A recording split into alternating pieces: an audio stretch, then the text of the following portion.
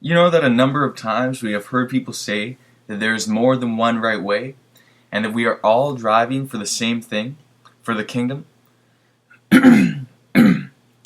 They say that one takes one road, and another takes another, and another takes still another, but that we all are headed for one place.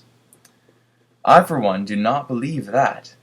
There are only two ways, and to give you my reason for thus believing, I shall read from Matthew 7, verses 13 and 14. Enter ye in at the strait gate, for wide is the gate, and broad is the way that leadeth to destruction, and many there be which go in thereat. Because strait is the gate, and narrow is the way, which leadeth unto life, and few there be that find it. How many ways are there? But two ways, the right and the wrong way. These two ways have always been. They came into existence with the first two brothers that lived on earth, Cain and Abel. Abel went the straight way, and Cain chose to go the broad way. Why is the one way broad and wide, and many therein? And why is the other way narrow, and few therein? What makes the one narrow, and what makes the other wide? And why many in the one, and few in the other? I do not believe that one is narrow in the sense that it can only take a few at a time. It must be something other than capacity which makes the one wide and the other narrow. Now let us consider in which one of the ways we get into when we come into this world. To begin with, we are born with a sinful nature, and before we are born again, born by the Spirit, we all travel in the broad way. That is why the one way is broad, because we all are in it to begin with, and most people never get out of it. They forever stay in it. The other way is straight, because before one gets into it, he must empty himself of everything. He cannot go therein as he is. That is why it is narrow. In other words, through it you cannot squeeze anything but yourself. So only those who chose to part from everything that is worldly go through the gate, travel into the narrow way. None others do. Now let us turn to John 9, verses 39 to 41.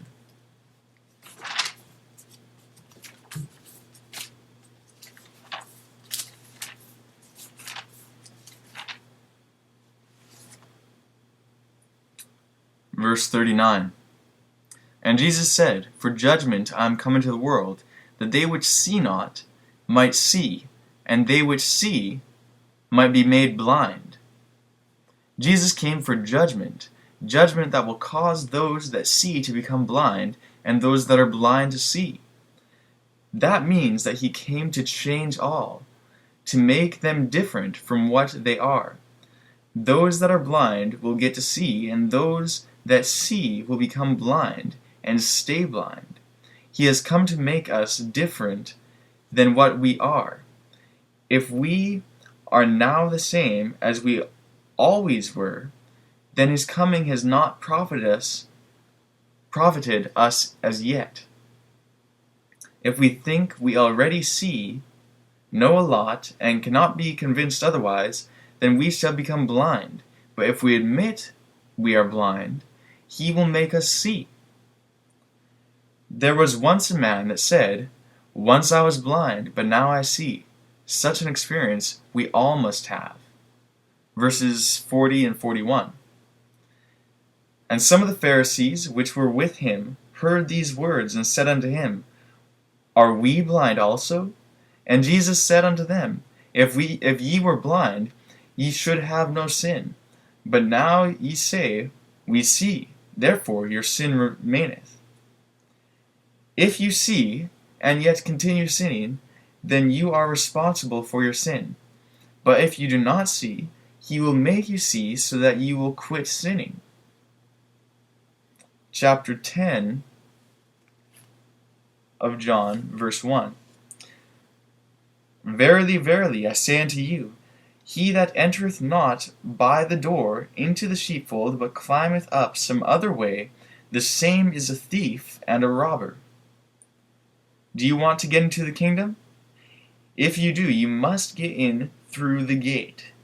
If you climb in some other way, then you would be just an intruder. Such will finally get caught and thrown out, and there will be weeping and gnashing of teeth. Verse 2. But he that entereth in by the door is the shepherd of the sheep. In the 9th verse, Christ says, I am the door. So he that enters in by the door, by Jesus, is the only one whom he acknowledges as a shepherd of his people. Those that get in some other way are not shepherds, they are thieves. Verse 3. To him the porter openeth, and the sheep hear his voice, and he calleth his own sheep by name, and leadeth them out. The porter opens the door to the one that wants to enter by the door. Then, that means that the door is closed, but when one gets to it, then it is that the door is opened to him. If the door must be opened in order for one to enter, it must be that not everyone gets inside, because the porter examines him before the door is swung open. To go through the door is easier than to climb over the fence, but some choose to avoid the door, although they want to get in bad enough. To the shepherd the porter opens the door. Then the shepherd enters, and the sheep know his voice, and they follow him. Verse 4.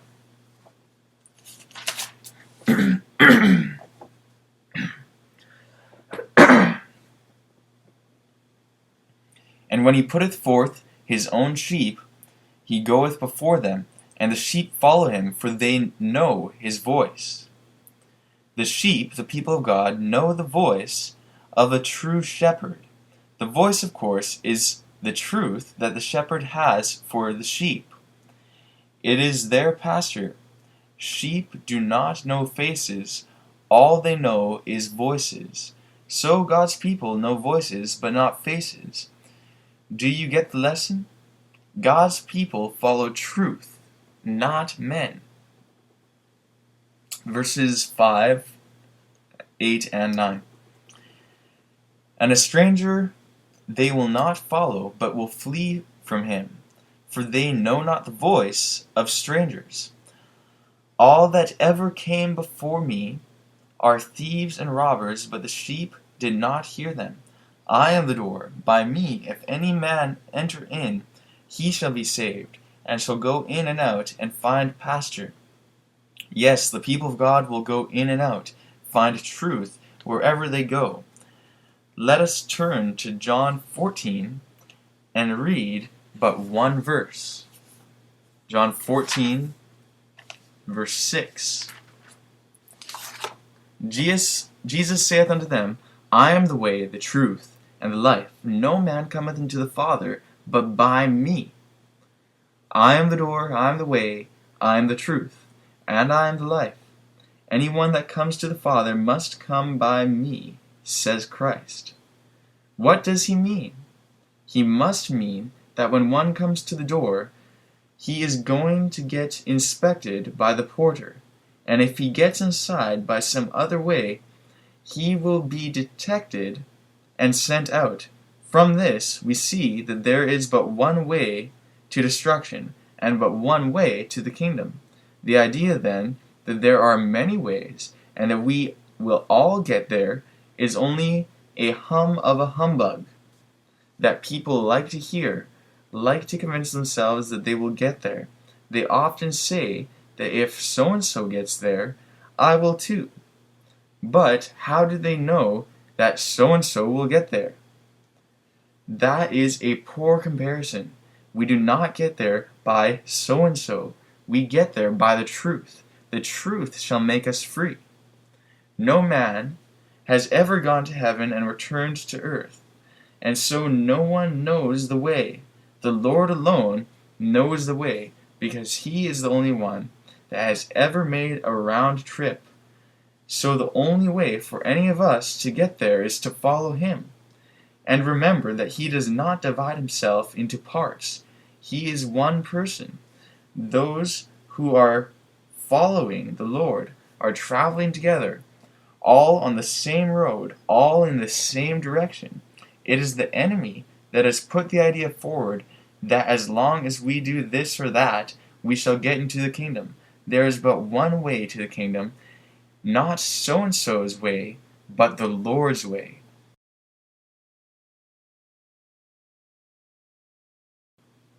There is none good. Those who know that they are bad and come to the door, come in the right way. They are the only ones that will ever get there. So, if there is but one way, if there is but one door, and since all Christians do not see alike, could it be that we might all be wrong, going in wrong directions? No, for that would mean that God has no church on earth, and that he must have deserted the earth. But since he cannot desert it, then he must have a church somewhere. And he does have one. Yes, there is but one door. That behooves us to find that door if we want to get there. If not, we will be going somewhere, not knowing where until we come to the end of the road, and there discover that the devil is behind us and hell ahead of us. Now, I want to use a few illustrations, perhaps only two.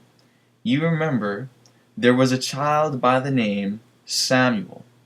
He came to know the way early in life. And the earlier one comes to the Lord, the more valuable he is, because such a one has many years ahead of him.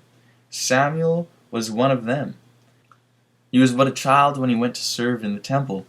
And now, for a moment, we want to concentrate on Samuel's character, to see what kind of boy he was. We know that one night Samuel heard a voice. He thought it was Eli's. He got up quickly from his bed, went where Eli was, and said, "Here I am. What will you have me do for you?" Eli was surprised, and said, "I did not call you. Go back to bed." Samuel was sure that Eli called him, because he was the only person in the temple. But he went back to bed, and fell asleep right away, as all boys do. You know boys like to sleep, and it is hard for them to wake up too. The second time the voice came, Samuel did not say to himself, "That old man must be dreaming. He is calling again."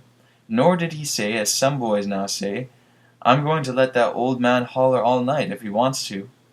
I will not be bothered with him." Instead, he again, as quickly as before, went to his master's bed, only to hear him again say, "Go back to bed, I did not call you." This was repeated time and again, but Samuel did not get sore. He still respected his master. Eli finally perceived that it must be the Lord that was calling the child, and so he told Samuel what to do. Samuel did just that. If Samuel had not been that kind of boy, would he ever have come to hold the highest office in the land? No. Samuel was the right kind of boy, and for that cause the Lord honored him with the office of a prophet, priest, and judge. Why did the Lord call Samuel 3 times? Why so much disturbance to him and to Eli too? For 2 reasons: to see if Samuel would hesitate to respond, if he would get angry, if he would get up at all, if he would sauce Eli. On the other hand, the Lord wanted to help Eli, for he was an old man. God wanted Eli to get the message and get it straight. If God had called Samuel without Eli's knowledge, then it would have appeared that Samuel himself had connived against the sons of Eli. But since it happened as it did, Eli knew that God was talking to the boy, and when Samuel brought the message to him, he knew that the message was from God. There was no room for doubt or excuse. Boys today, as in times past, are anxious to get somewhere in life. And yet millions of boys fail to reach their goal, and even ruin their lives. They want to become great men. but fail to even make a middle man. With God there is no failure. With Him you get places. You boys and girls put yourselves on God's side and see what He can make of you. When you learn God's way and become a responsible boy or girl, you will not overlook that fact. He will give you something great for your reward, and you will then indeed be great. You remember that David also was a young boy, and nothing more than a common shepherd boy.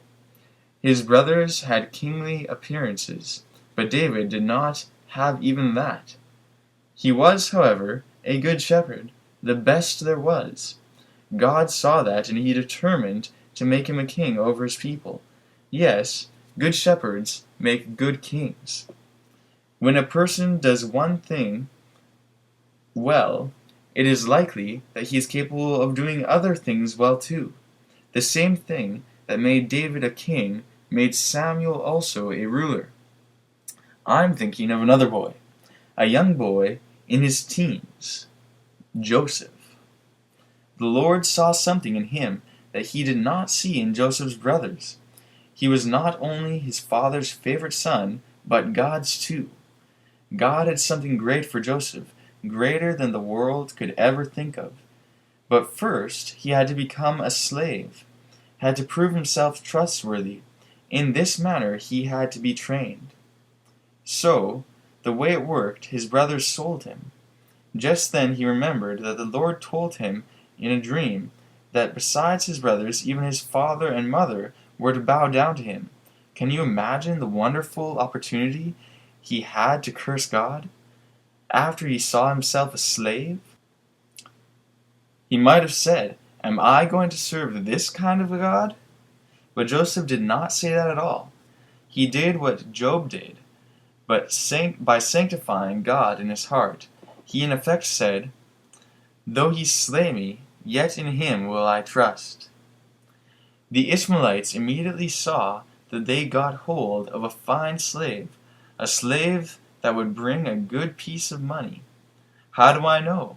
I know it because they took him to the richest man in Egypt, to one that could pay the price. Rich men do not buy cheap things. Joseph was the best of slaves to the Ishmaelites, and the best in Potiphar's house. In fact, so good that he was made a manager of everything Potiphar possessed. He entrusted Joseph with his whole household. Then what happened? Joseph was so intelligent, so capable, that he got into trouble. He could have said, "I now have a chance to become even second to the king. My dreams can now come true. Thus perhaps they all may bow before me. I can take my master's wife." But instead of saying that, what did he say? "Ah, I cannot do this wicked thing. I cannot sin against God." Why do you suppose God took Joseph down into Egypt? You see, boys and girls, God may have to take you through a test to see what kind of stuff you are made of. Joseph proved to be the best in his father's home, and that is why his father loved him more than he loved his other sons.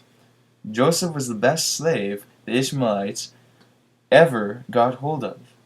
He brought good money to them. He was the best slave in Egypt, the best of prisoners there, and that is why he became second to the king. That is why all Egypt, then his brothers, and even his father, bowed down to him. He knew, too, that his disagreement with Mrs. Potiphar would land him in the penitentiary, rather than to make him greater than Potiphar's house. But he had determined not to sin. These are the things that made Joseph one of the greatest men at all times. Now you see what makes greatness. Yes, greatness falls from the sky, but you must catch it, and you now know how to catch it. Joseph became the life-saver of the world in his day, and made Potiphar rich. Talk about greatness. Joseph stood without a peer. The Lord is looking for 144,000 Josephs to feed the world today, and to stand with the Lamb on Mount Zion, to be second to the King of Kings. Anyone can succeed if he is willing to pay the price. What makes anyone great? Is it not character? Faithfulness in the little things? You see, anyone knows that a good slave can be a good master too. Potiphar and Pharaoh found it out. They all found it out. Joseph's brothers and his father found it out. And what did Joseph do when he saw his brothers with their empty bags? Did he say, "These rascals that sold me and made my father's hair gray, here they are in my power, and I can hang them right now"? Is that what Joseph did? No, he cried aloud. This kind of boys and girls make real success. If there were such opportunities in the days of Joseph, Samuel, and David, do you suppose that there are not just as great opportunities today? Why is it that today young people are so careless and indifferent? Why is it? Not because they are bad boys and girls, but because every boy and girl is just born that way. Which one of you adults was born another way? These are good boys and girls, but they need to be made blind if they see, and if they do not, they need to have their eyes opened. They need to be changed. That is all they need. The Lord had come from heaven to earth, work 33 years, and die in order to change men, to make them better, and to give them life.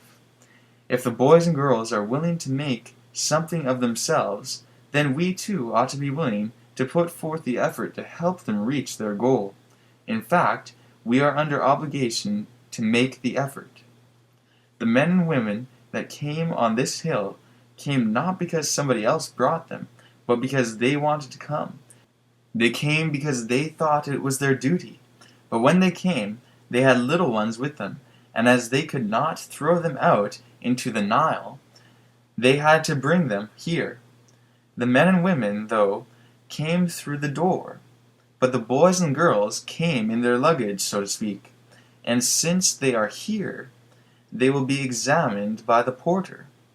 You see, they are going through their struggle here as you adults went through yours away from here. And as somebody put forth an effort for you here, we now must put forth an effort for them here. What we need is young evangelists, converted boys and girls that will work for the young, and exert the right kind of influence over other boys and girls, because converted boys and girls can do more, and with ease, for unconverted boys and girls than can older people. We need young men and young women too, to help the boys and the girls in such a work, not to preach to them, but to lead them. You saw how the boys hung around DS. If he were converted, had made up his mind, as did ancient Joseph, think what he could have been. He could have become a great man. He had as great a chance as any of the great men of God. One converted boy or girl can switch a bad, unprofitable conversation into something worthwhile. One good example can do more than a sermon, but I do not think that DS is the only boy in the world that can be as influential as he was. There is an opportunity here for you boys and girls to get down to business with God and make up your minds what you want to be. You do not have to be a preacher, but you can become a social evangelist. Now, you boys and girls can turn other boys and girls away from their foolish conversation, from their unwise act. Others will follow your example. You have a great opportunity if you will now avail yourselves of it. We are longing to see you, boys and girls, have a good time. We are tired of imposing restrictions upon you. Establish our confidence in you, and thus free yourselves from the need of rules. If you determine to be what Samuel and Joseph were, we would not have to worry about what you do and where you go. Just establish our confidence in you, and we will never trouble you. It is only by people having confidence in you that you can gain anything anyway. Joseph and Samuel did the right thing. They put their whole heart into what they were doing. All the great men in the world do too. What you boys and girls do, do it. No fooling about it. It should be that at the end of the day you can say, my work was almost perfect, and my deeds unquestionable. We can do it. Of course, you can. Go to the door and tell him your needs and your trials. Say, Lord, my trials are your trials. I will not let them trouble me any longer. I will put my heart and soul into the work. Do this, and you will see things differently.